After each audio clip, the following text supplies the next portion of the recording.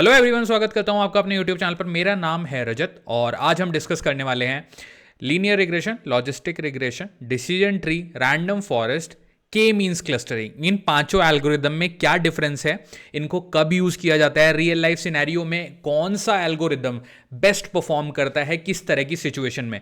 तो ये जो वीडियो है ये बहुत इंफॉर्मेटिव होने वाला है, क्योंकि मैं आपको सारे डिफरेंस समझाने वाला हूं इन पांचों एल्गोरिदम में, जो कि मशीन लर्निंग में सबसे ज्यादा यूज होते हैं और सबसे ज्यादा नौकरी में जो पूछे जाने वाले क्वेश्चंस हैं वो इन्हीं के अंदर से होते हैं। तो चलिए बिना आप लोगों का टाइम वेस्ट करें आगे लेके चलते हैं, डिस्कस करना स्टार्ट करते हैं। सबसे पहले आप लोग देखिए, there is a table which I prepared, और अगर आप टेबल पे ध्यान दें तो यहां पे मैंने एल्गोरिदम, सबसे पहले जो एल्गोरिदम जिनकी हम बात करने वाले हैं, let me make my pen bit dark so that की आई कैन मार्क इट।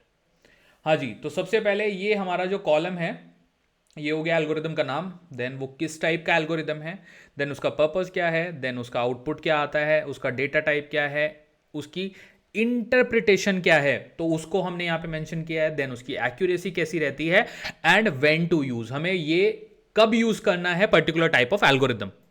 तो सबसे पहले स्टार्ट करते हैं, देखिए लीनियर रिग्रेशन से। लीनियर रिग्रेशन क्या है?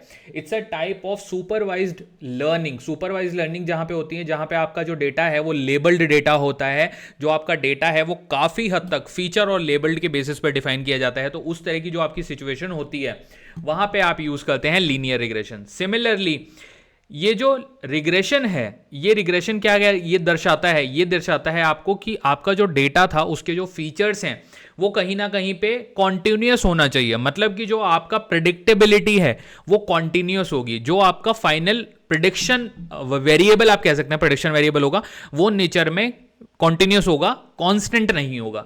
नाउ पर्पस क्या होता है? टू प्रिडिक्ट कॉन्टिन्यूस वैल्यू, ये इसका पर्पस है। सिमिलरली इसका आउटपुट क्या आता है? इसका जो आउटपुट आता है वो कॉन्टिन्यूस वेरिएबल आता है, जो कि y होता है। y is equal to mx plus c equation यहां पर यूज होती है लीनियर रिग्रेशन के लिए। एंड इसका जो आउटपुट आता है वो न्यूमेरिकल वैल्यू होती है, वो भी मैंने यहां पर मेंशन कर दिया है। अगेन देखिए, न्यूमेरिकल एंड कांस्टेंट नहीं है यहां पे डेटा टाइप जो है वो न्यूमेरिकल एंड कॉन्टिन्यूस है। तो ये याद रखिएगा, लीनियर रिग्रेशन में कॉन्टिन्यूस वेरिएबल का ही आउटपुट आप जनरेट करते हो। यही कंडीशन है जहां पे आपको लीनियर रिग्रेशन यूज करना है, जहां पे आपका जो आउटपुट वेरिएबल है वो कांस्टेंट है। देन एक्यूरेसी इसकी काफी मॉडरेट होती है। This is not the best fit algorithm in machine learning. Now when to use when predicting and numeric value, example prices, sale and temperature. देखिए प्राइसेस, सेल और temperature, अगर आप तीनों की ही बात करो तो तीनों ही ऐसे कॉलम हैं जो समय के साथ चेंज होते हैं, बहुत ज्यादा टाइम टू टाइम चेंज होते रहते हैं, तो इसलिए इसको कॉन्टिन्यूस वेरिएबल कहते हैं। एंड ये आता है आपका लीनियर रिग्रेशन के अंदर।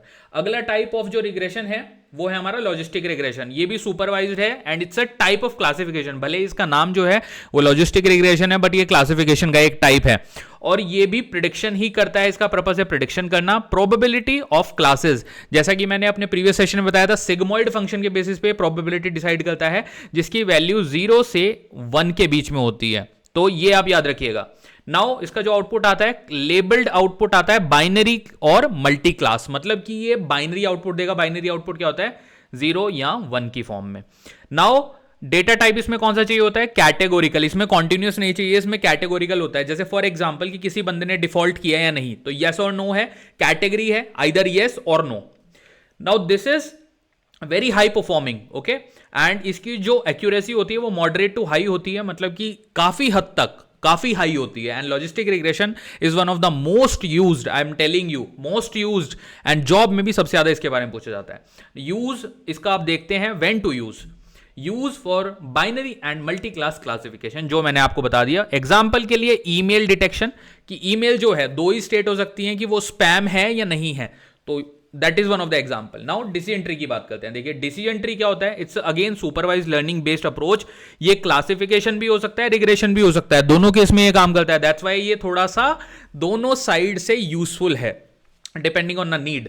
नाउ इसका जो पर्पस है, to make decision based on the feature splits, वो हम करते हैं, और इसका एक पूरा वीडियो मेरे चैनल पे इसी प्लेलिस्ट में पीछे पड़ा है, आप लोग देखेंगे सब कुछ क्लियर हो जाएगा। नाउ इसके अंदर जो बेसिकली डेटा टाइप होते हैं वो बोथ होते हैं कैटेगोरिकल एंड न्यूमेरिकल, ओके। इसकी जो एक आप कह सकते हो इंटरप्रिटेशन जो होती है वो मॉडरेट लेवल होती है, कंपैरेटिवली जो लीनियर और लॉजिस्टिक रिग्रेशन थे उनकी हाई थी। नाउ इसकी जो एक्यूरेसी है वो भी मॉडरेट टू हाई होती है। कब यूज करना है? When you need the interpretability model for classification और रिग्रेशन, इसको आप कहीं भी यूज कर सकते हो। जैसे डिसीजन ट्री क्या होता है, देखिए ट्री क्या होता है, ट्री लाइक स्ट्रक्चर, इसमें एक रूट होती है, देन आपकी होती है डिसीजन नोड, देन आपकी होती है लीव्स। तो इस तरह के स्ट्रक्चर को कहते हैं डिसीजन ट्री। अब बहुत सारे ट्री से जो मिलके बनता है उसको कहते हैं फॉरेस्ट। तो जो रैंडम फॉरेस्ट है इसके अंदर आपके बहुत सारे टाइप के ट्री होते हैं, that's why it is one of the very useful one. It is a supervised learning based approach and again classification regression दोनों जगह पे यूज होता है। And this is very much useful when you want ensemble method. ensemble method क्या होता है? इसका एक फॉर्मूला होता है जो कि मैंने इससे पिछले वीडियो में अच्छे से बताया था, रैंडम फॉरेस्ट की वीडियो में आप लोग जाके देखोगे, बहुत ही शानदार वीडियो है। नाउ क्लास लेबल और कॉन्टिन्यूअस वैल्यूज जो इसके आउटपुट आते हैं, इसके जो बेसिकली डेटा टाइप्स होते हैं वो दोनों टाइप के होते हैं, कैटेगोरिकल भी हो सकता है, न्यूमेरिकल भी हो सकता है। एंड इसकी जो इंटरप्रेटेबिलिटी होती है वो लो होती है compare to individual trees. But कई सारी ऐसी सिचुएशन होती हैं, जैसे डिफॉल्ट की कई सारी ऐसी सिचुएशन हो सकती हैं बैंक में, जब आपका कस्टमर डिफॉल्ट करता है, जहां पे रैंडम फॉरेस्ट बेटर आउटपुट आपको देगा कंपेयर टू डिसीजन ट्री के। नाउ इसकी जो एक्यूरेसी है वो काफी हाई होती है, मोस्ट प्रोबेबली हाई होती है, क्योंकि ये बहुत सारे डिसीजन ट्री पे खेलता है। तो एक ना एक डिसीजन ट्री के आउटपुट के बेसिस पे ये हमेशा जीत जाता है। Now use when you need high accuracy and low tolerant. High accuracy चाहिए तो वहां पे ये रैंडम फॉरेस्ट आपको काफी यूज करना होता है। This is again supervise. आप देखो ये जो चारों हैं ये सुपरवाइज लर्निंग बेस्ड हैं। अब एक बात हो जाए अनसुपरवाइज लर्निंग की, तो के मींस क्लस्टरिंग है, ये अनसुपरवाइज बेस्ड लर्निंग। और क्लस्टरिंग का कॉन्सेप्ट है, क्लस्टर क्या होते हैं? देखिए एक टाइप के जो एलिमेंट होते हैं या एक टाइप के जो फीचर होते हैं उनको एक ग्रुप में डाल देना कह देते हैं क्लस्टर। जैसे कि कंप्यूटर साइंस एक कॉलेज है, कॉलेज एक बड़ी क्लास हो गई, कॉलेज के अंदर कंप्यूटर साइंस एक ब्रांच है, वो एक क्लस्टर है। देन मैकेनिकल एक ब्रांच है, वो एक क्लस्टर है। रिलीजन की बात करो, हिंदूज एक क्लस्टर है, क्रिश्चियन एक क्लस्टर है। उसके अगेन अगर और डीप डाइव करो, हिंदूज में राजपूत है, मराठी है, मराठी एक क्लस्टर है, राजपूत एक क्लस्टर है। तो क्लस्टर कुछ भी हो सकता है, सिमिलर टाइप ऑफ एलिमेंट होने चाहिए। हर क्लस्टर का एक सेंट्रॉइड होता है जो उनके लिए इंस्पिरेशन का काम करता है, ये भी आप याद रखना। अगेन के मींस क्लस्टरिंग का एक अमेजिंग वीडियो पड़ा है इसी प्लेलिस्ट में इससे पहले। नाउ इसका जो पर्पस है, group data into cluster based on the similarity their property. Cluster कितने भी हो सकते हैं, 0 1 2 3 एन नंबर ऑफ क्लस्टर आप बना सकते हो। इसके जो बेसिकली डेटा टाइप है कैटेगोरिकल न्यूमेरिकल है। इसकी जो इंटरप्रेटेबिलिटी होती है लो होती है, बट इसकी जो आपकी एक्यूरेसी होती है वो बहुत हाई होती है, बट अनसुपरवाइज डेटा के ऊपर। अगेन इसका जो यूज है, use for unsupervised learning to find natural grouping in the data. इसके लिए भी काफी सारा आपका आई वुड से कि मैथमेटिकल नॉलेज जरूरी नहीं है। इसकी सिर्फ एक डिस्टेंस का फॉर्मूला होता है जो कि मैंने बताया हुआ है इस प्लेलिस्ट में। डिस्टेंस आप कैलकुलेट करते हो, उसके बेसिस पे आप सेंटर निकालते रहते हो, सेंट्रॉइड कैलकुलेशंस करते हो, और वो यहां पे काम आती है। तो ये थे overall difference top 5 machine learning models के बीच में। एंड आपको एक समरी दे देता हूं। देखिए, linear regression is use for continuous prediction task. Logistic regression का भी यूज होता है, use for classification problem with categorical output. मतलब कैटेगोरिकल आउटपुट क्या होता है? यस या नो, पास और फेल, ये सब है कैटेगोरिकल। नाउ डिसीजन ट्री का भी यूज होता है, use for both classification and regression when interpretability is the key. कहीं भी आप इसको यूज कर सकते हो, क्लासिफिकेशन प्रॉब्लम में भी और रिग्रेशन प्रॉब्लम में भी। रैंडम फॉरेस्ट क्या होता है? Use for high accuracy specially when decision tree में ओवरफिट और लैक रोबस्टनेस। ये एक तरीके से इसका एडवांस वर्जन होता है रैंडम फॉरेस्ट। इसीलिए मैंने एक सिंगल वीडियो बनाई है डिसीजन ट्री और रैंडम फॉरेस्ट की इसी प्लेलिस्ट में।